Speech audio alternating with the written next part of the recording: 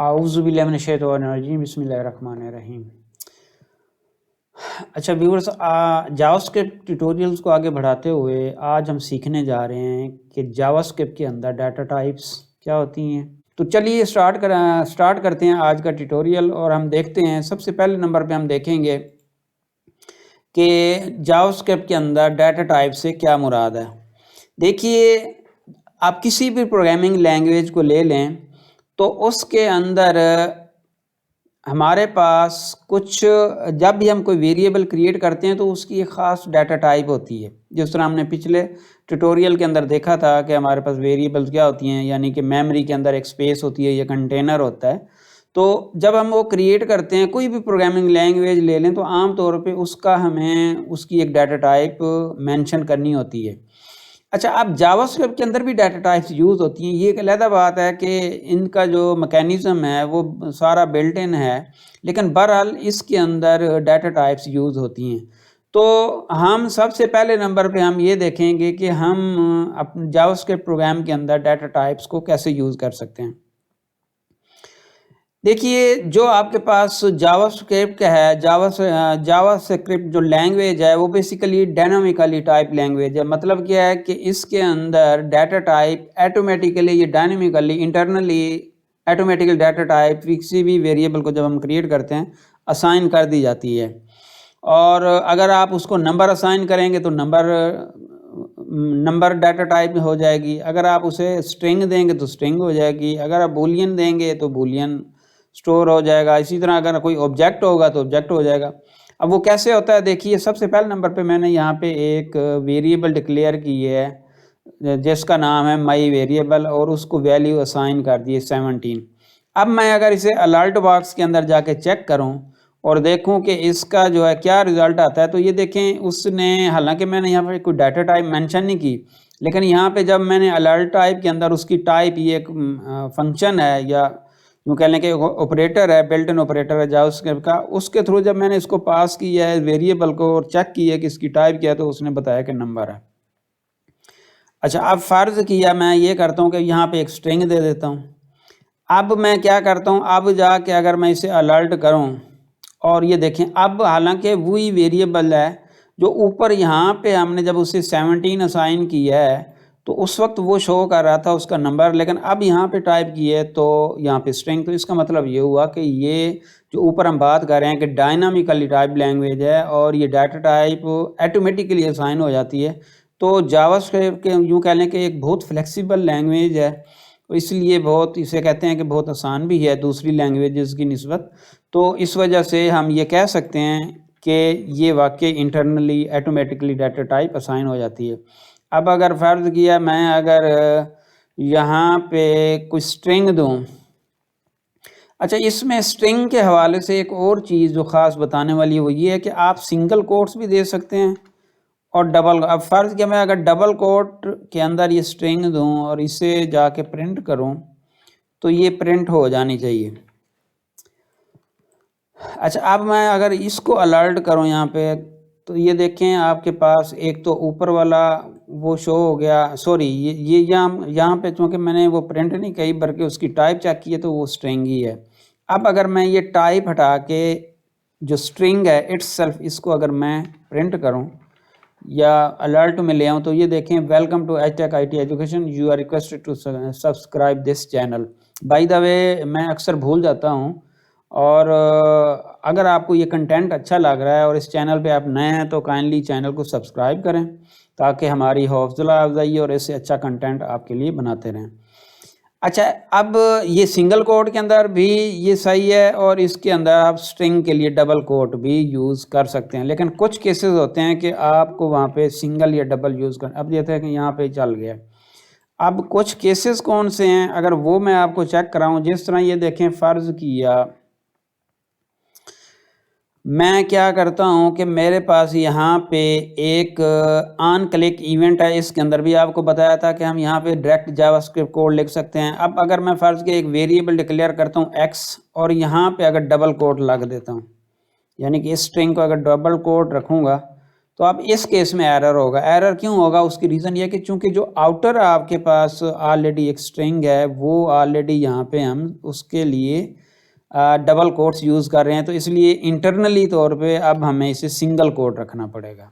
ठीक है, अब सिंगल कोट अगर रखूँगा तो फिर ये ओके होएगा। और अगर मैं इसको रन करूँ, यहाँ पे टेस्ट कोड करूँ, तो ये देखें टेस्ट कोड होके रन हो गया है। अब इसी तरह अगर आप आउटर साइड के ऊपर जाके अगर आप सिंगल कोट लगा देंगे तो फिर इंटरनली आपको डबल कोट यूज़ करना पड़ेगा। तो ये एक यूँ कह लें कि यहाँ पे इसका ख़ास सिंटैक्स है इसको यूज़ करने का। अब यहाँ पे ये हमें डबल करना पड़ेगा। तो ये सिंगल कोट और डबल कोट को यूज़ करने का ये तरीक़ाकार है। अच्छा जी, अब मैं आगे चलता हूँ और आगे चल के आपको बताता हूँ कि डाटा टाइप्स के अंदर मज़ीद हम क्या चीज़ें देखने जा रहे हैं। अच्छा जी, ये चल गया जी, बिल्कुल ओके हो गया। अच्छा, अब हम आते हैं। अच्छा, इसमें एक और डाटा टाइप है जिसको बूलियन कहते हैं। ये ट्रू या फॉल्स होती है, या यूँ लगाएं इसका स्विच ऑन होता है या ऑफ होता है। जिस तरह से हमने ये जो आपके पास कंपैरिजन ऑपरेटर थे, अगर आप इसको इसके साथ कंपेयर करेंगे तो इस एक्सप्रेशन का रिज़ल्ट या तो ट्रू आएगा या फॉल्स आएगा। अब फ़र्ज़ किया मैं क्या करता हूँ कि इसको मैं ये असाइन करता हूँ। असाइन करने के बाद यहाँ पे मैं टाइप चेक करता हूँ कि स्टेटस की टाइप क्या आ रही। सबसे पहले बल्कि ये बूलियन आ गई। अब फ़र्ज़ किया सबसे इज़ एक्टिव की मैं अगर ये चेक करूँ तो ये देखें ये भी बूलियन है। अब चलें, ये ऊपर वाला तो ट्रू फॉल्स हमने खुद असाइन कर दिया है, ठीक है। और यहाँ पे लेकिन ये क्यों है, इसकी अगर मैं वैल्यू चेक करूँ, अगर मैं यहाँ पे टाइप ऑफ हटा के और इट्स सेल्फ वैल्यू उसको अगर प्रिंट करूँ अलर्ट के थ्रू, तो ये देखें ट्रू आ रहा है। और अगर यहाँ पे मैं फॉल्स लिख दूँ तो इस केस में फॉल्स आ रहा है।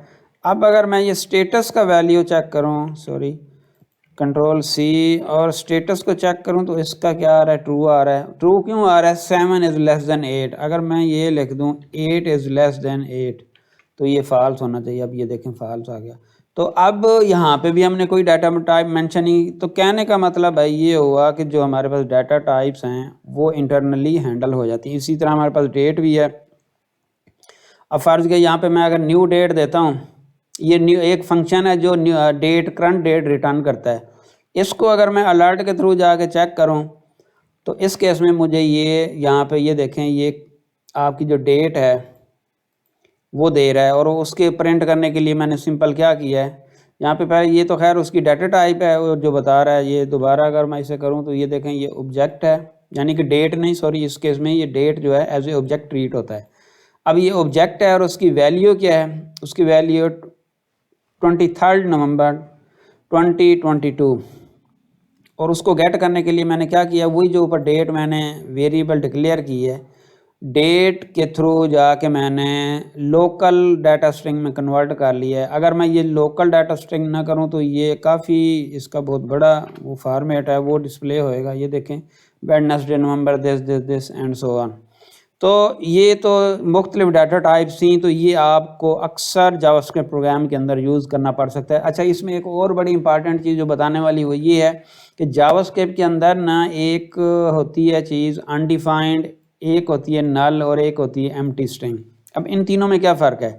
देखिए, जब आप कोई भी वेरिएबल डिक्लेयर करते हैं तो वो बेसिकली अगर उसकी कोई डाटा टाइप या कोई वैल्यू असाइन नहीं करते तो वो जो उसकी टाइप होती है वो अनडिफाइंड होती है। अनडिफाइंड का मतलब है कि अभी तक आपने कोई इसकी डाटा टाइप मेंशन ही नहीं की। अब अगर मैं इसको टाइप ऑफ करूं, वैल्यू भी वही अनडिफाइंड है और उसकी जो टाइप होगी वो भी अनडिफाइंड होनी चाहिए। Type of control C, control V and control S. ये देखें इसकी अब जो डाटा टाइप है वो भी अनडिफाइंड है, वैल्यू भी अनडिफाइंड है। अच्छा, एक तो ये चीज़ होगी। अब अगर मैं इसको temp is equal to null कर दूं तो उस केस में अगर मैं इसकी, अब ये देखिए ऑब्जेक्ट हो गया है। कहने का मतलब ये कि अनडिफाइंड जो है, अनडिफाइंड तो ये एक वैल्यू भी है और मतलब डाटा टाइप भी है, लेकिन जो नल है वो बेसिकली आपके पास ऑब्जेक्ट है। अब आपने ये अनडिफाइंड नहीं है, आपने इसको एक वैल्यू असाइन की है, जो वैल्यू है वो नल है। इसे वैल्यू नहीं कहना चाहिए, लेकिन ये एक नल है, ये भी एक किस्म का नथिंग है। और जब आप इसको असाइन कर देते हैं तो अब ये जो वेरिएबल है ये अनडिफाइंड नहीं रही बल्कि ये एक ऑब्जेक्ट बन गया है। अच्छा, अब इसका मैं अगर डिफरेंस आपको बताऊं, यहाँ पे एक और वेरिएबल ले लूँ temp1। temp1 को मैं असाइन कर देता हूँ नल और ऊपर वाले को अनडिफाइंड रहने देते हैं। ठीक है जी। अब अगर मैं क्या करता हूँ, मैं ये कहता हूँ कि जी यहाँ पे आपके पास अलर्ट शो करे और मुझे बताए कि इक्वल है कि नहीं है। temp is equal to temp1। इसको अगर मैं, अब ये बेसिकली आपके पास कंपैरिजन ऑपरेटर है इक्वल का, ये ट्रू आ रहा है। इसका मतलब ये हुआ कि अनडिफाइंड और नल की जो वैल्यू है वो दोनों सेम ही है, यानी कि ये अनडिफाइंड और नल तकरीबन एक ही वैल्यू की बेस पे एक ही है। लेकिन अब अगर आपको पता है कि अगर 2 दफ़ा आप इक्वल साइन लगाते हैं तो सिर्फ वैल्यू चेक होती है, और अगर आप 3 दफ़ा ये लगाते हैं तो फिर वैल्यू भी और डाटा टाइप भी चेक होगी। अब ये देखें, अब ये फॉल्स आ गया। इसका मतलब ये हुआ कि ये वैल्यू की बेस पे तो दोनों इक्वल हैं लेकिन डाटा टाइप की बेस पे इक्वल नहीं। अच्छा, एक तो ये कंसेप्ट आपका क्लियर हो गया। तीसरे नंबर पे एम्प्टी स्ट्रिंग एक वैल्यू है। ठीक है, लेट, अगर मैं यहाँ पे ये करूँ कि let temp2 is equal to empty string, अगर मैं ये इसको असाइन कर दूं और उसके बाद जाके इसकी टाइप चेक करूं तो ये आपके पास एक स्ट्रिंग होनी चाहिए। temp2, सॉरी यहाँ पे temp2, control Z, control C, temp2, control S। अब ये स्ट्रिंग बन गई है। ये एक अलग बात है कि एम्प्टी स्ट्रिंग है लेकिन ये एक वैल्यू है। ठीक है, तो ये फ़र्क है जी अनडिफाइंड के अंदर, नल के अंदर, एम्प्टी स्ट्रिंग। नल जो है बेसिकली अगर आप डाटाबेसेस के अंदर कोई काम करते हैं तो प्राइमरी और फॉरेन की के अंदर ये यूज़ होता है कि जब हम फॉरेन की कोई ऐसी फील्ड जिसको फॉरेन की यूज़ कर रहे हैं तो उसके अंदर ये रूल होता है कि या तो उसकी वैल्यू प्राइमरी की से आएगी या उसकी वैल्यू नल होगी। ये फॉरेन की का रूल है। तो वहाँ पे भी ये डाटाबेसेस के अंदर काफ़ी, और दूसरी लैंग्वेजेस के अंदर भी यूज़ होता है। ठीक है, तो ये आपके पास जी अनडिफाइंड, नल और स्ट्रिंग के अंदर फ़र्क है। अच्छा जी, ये तो हो गया डाटा टाइप्स।